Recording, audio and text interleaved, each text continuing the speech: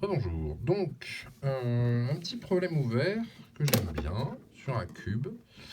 Donc, vous avez un cube ABCDEFGH, deux côtés 2 cm. I, J et K sont les milieux des arêtes. Et donc, on cherche la mesure de l'angle IJK, cet angle-là.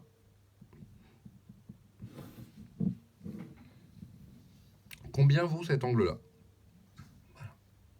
Donc, je vous encourage à chercher d'abord en essayant de répondre aux deux petites questions qui sont là. Et voilà, c'est un joli exercice. Alors, donc la correction de ce joli exercice, on pourra chercher à répondre aux questions suivantes. Que valent les longueurs IJ et JK? Eh bien, donc je vous rappelle ici c'est 2 cm.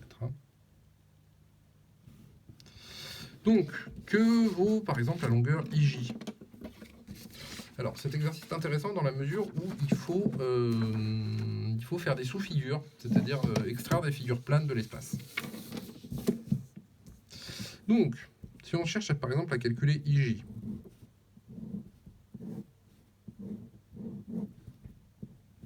donc vous avez là un carré, c'est quoi? BCGF. De côté 2 cm.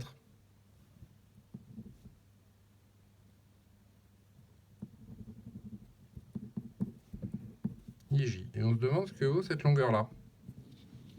Eh bien, c'est pas très compliqué. Puisque cette longueur-là, c'est les milieux, donc d'après le théorème des milieux.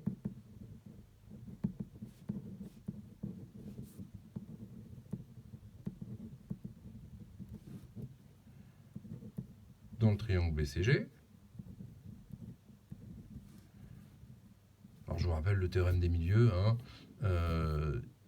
Il vous dit que dans un triangle, si un segment relie les milieux de deux côtés, il est parallèle au troisième et il mesure la moitié de ce troisième côté. Donc c'est un théorème qui est d'une efficacité... il n'y a pas plus efficace, si vous voulez, parce qu'on construit souvent des problèmes avec les milieux. Donc juste avec un petit truc de milieu, vous récupérez le parallélisme et une mesure. On fait pas mieux comme théorème. Vraiment, il est hyper utile.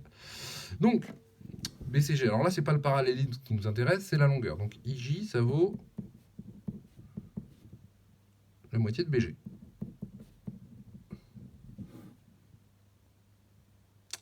Mais c'est un carré de côté 2. BG, c'est la diagonale du carré. On sait que la diagonale d'un carré de côté A, c'est A racine de 2. Donc BG, c'est 2 fois racine de 2. Donc 1 demi de BG, c'est 1 demi fois 2 racine de 2. Ce qui fait soit IJ égale racine de 2. Voilà. Bon. Celle-là, elle n'était pas trop dure. Bon. Je ne refais pas le truc là-dessus, c'est exactement pareil ici. Vous regardez dans le triangle CGH et vous trouvez que JK vaut aussi racine de 2. De même, JK égale racine de 2.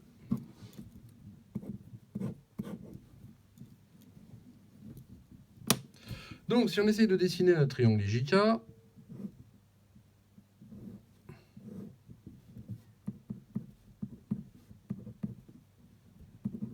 c'est un triangle isocèle.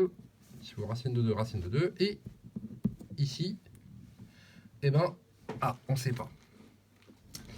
Alors, je vous rappelle donc que nous, ce qu'on cherche, c'est cet angle-là. Alpha, et on ne sait pas combien il vaut. Et on cherche combien il vaut. Donc, l'idée, c'est que si on avait cette longueur-là, a priori, on pourrait conclure. Il suffirait de regarder, vu qu'il est isocèle, un petit peu de en traçant la médiane ici, un peu de trigonométrie élémentaire suffirait à trouver la valeur. Donc, il va falloir trouver JK. Et pour ça, on vous aide un peu. On vous demande quelle est la nature du triangle ICK. Alors, quelle est la nature du triangle ICK? Vous avez trouvé? Bon. Alors, ICK, ça se voit pas vraiment.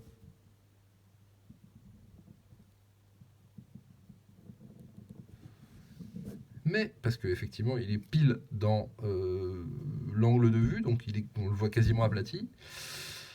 Mais il est rectangle. Et oui, ce triangle ICK, il est rectangle. Alors pourquoi? C'est tout simple. C'est le théorème de Laporte. Hein. IC, c'est perpendiculaire à CG, puisque IC c'est BC. Hein.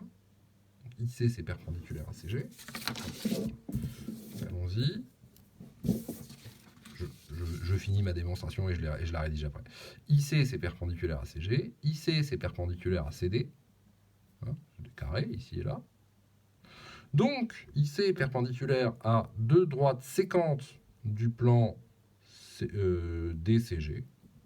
Il est perpendiculaire à toutes les droites de ce plan, et donc en particulier à CK. Voilà. Alors, donc, nature de ICK. Nature du triangle ICK. Eh bien, donc, comme je vous le disais, IC est perpendiculaire à CG. CG. IC est perpendiculaire à CD.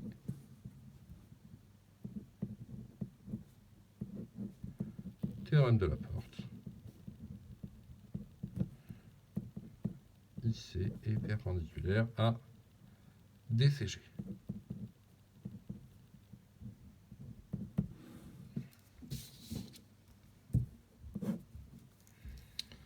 Donc, en particulier,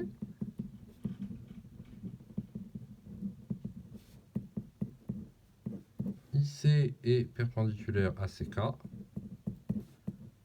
et ICK rectangle en C.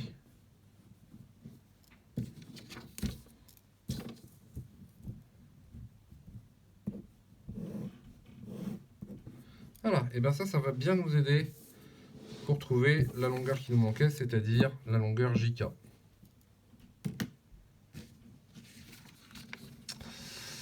Eh ben oui, pardon, je me suis trompé, je me trompe depuis le début.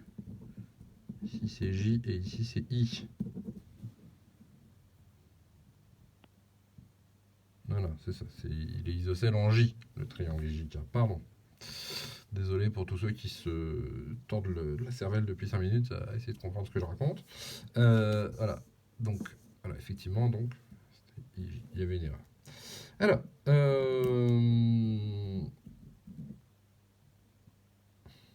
voilà, donc, ça va nous aider donc à calculer la longueur qui nous manque, c'est-à-dire la longueur IK. Hein, je vous rappelle, la longueur IK, on ne la connaît pas.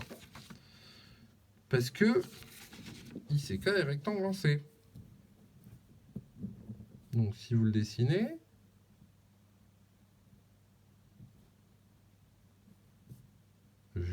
disons vu en mettant un observateur par là, hein, au fond. Donc IC, CK et IK. Voilà. Alors,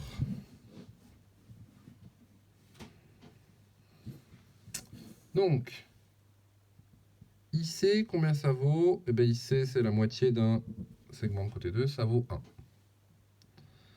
Et CK, alors IK, ben, on ne le connaît pas, c'est celui qu'on cherche. Et CK, eh ben, on ne le connaît pas non plus. Donc, il va falloir calculer CK déjà, avant de calculer ça. Donc, calculons CK.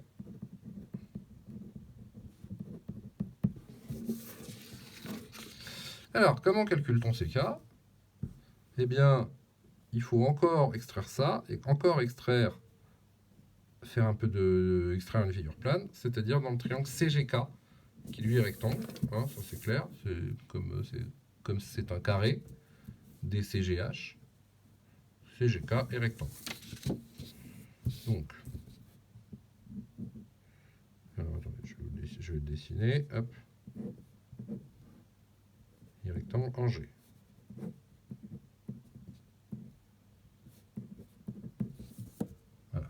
et rectangle en G. Donc, CG, c'est un carré, ça vaut 2. GK, ça vaut 1. Donc, CK au carré, ça vaut 2 au carré plus 1 au carré égale 5, soit CK égale racine de 5.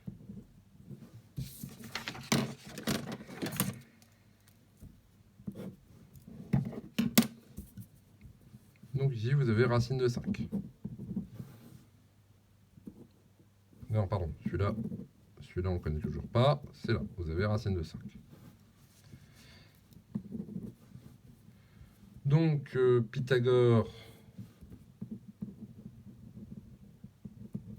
dans ICK, qui est rectangle, Pythagore dans ICK, eh bien, il vous donne quoi, Pythagore dans ICK? Il vous donne que IC carré plus CK au carré égale IK au carré. IC, ça vaut 1, donc c'est 1 au carré, plus racine de 5 au carré, égale IK au carré. Donc vous avez IK au carré qui vaut 6, soit IK égale racine de 6. Voilà. Donc cette fois-ci, on a toutes les mesures dans notre triangle IJK et on va pouvoir conclure sans trop de douleur, mais il va quand même falloir travailler encore un petit peu.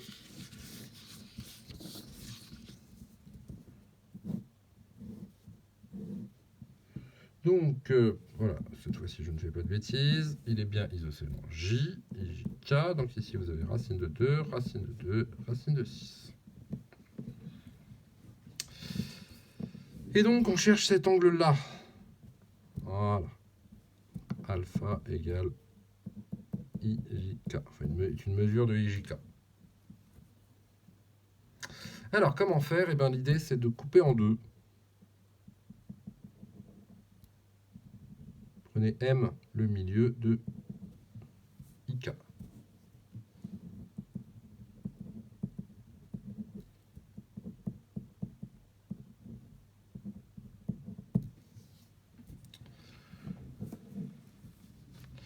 Donc,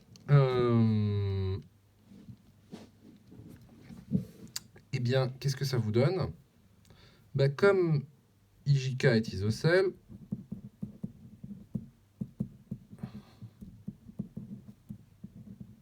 donc JM, pardon, c'est la médiane. Hein, c'est la médiane, c'est la droite qui part d'un segment et qui coupe le côté opposé en son milieu.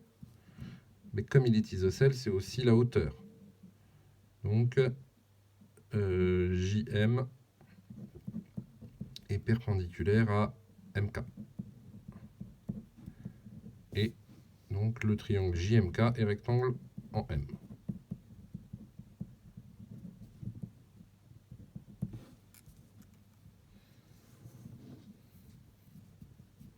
Mais comme il est isocèle, cette droite-là, JM, c'est aussi la bisectrice. Donc ici, l'angle que vous avez là, il vaut la moitié de l'angle qu'on cherche, alpha sur 2. Donc, voilà, premier point, il y a orthogonalité. Deuxième point, MJK, l'angle MJK, il vaut la moitié de l'angle qu'on cherche. Hein, donc, c'est aussi la bisectrice. Alors, vous me direz à quoi ça nous avance, tout ça.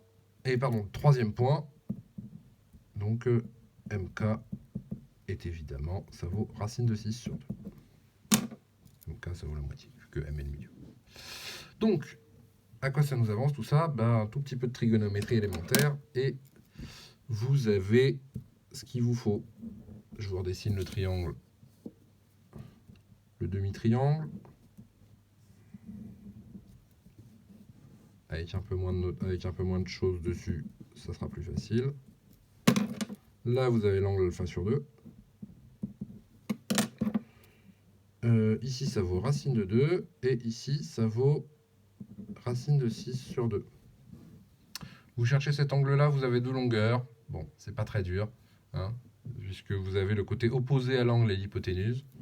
Donc vous avez, c'est le sinus qu'il faut utiliser. Sinus de alpha sur 2 égale donc côté opposé sur hypoténuse, c'est-à-dire racine de 6 sur 2 divisé par racine de 2.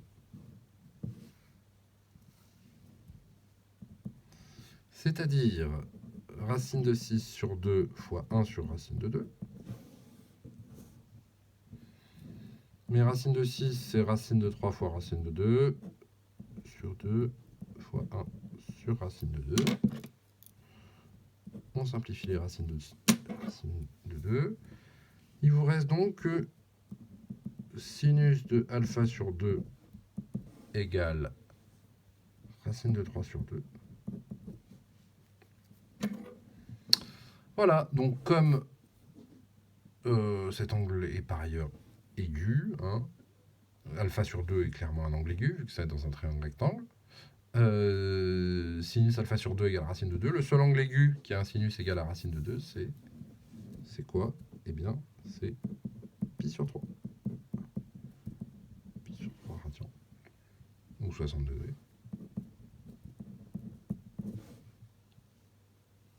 Et donc, vous trouvez que alpha égale 120 degrés. Voilà, donc cet angle, il valait 120 degrés.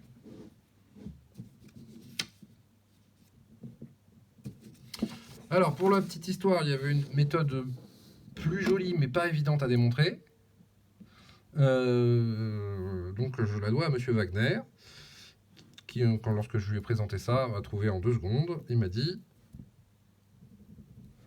ça, c'est le début de la coupe de l'hexagone régulier. C'est-à-dire que si vous mettez au milieu, si vous continuez au milieu, hein, là vous avez 3 points, donc ça définit un plan. Si vous faites la section du cube par le plan,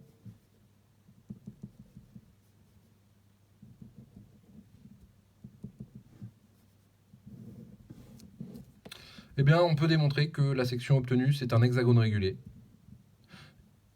parce que ça passe par tous les milieux. Et dans un hexagone régulier, l'angle entre 2 côtés c'est toujours 120 degrés. Voilà. Donc bon, là il faut le voir, hein. Clairement, là il faut le voir. Mais donc un joli exercice parce que ça permet il faut sortir pas mal de figures, il faut extraire des figures planes de l'espace. Ça permet de revoir pas mal de choses, Pythagore, le théorème des milieux, un peu de trigonométrie. Voilà, donc un exercice que j'aime beaucoup. Merci à vous.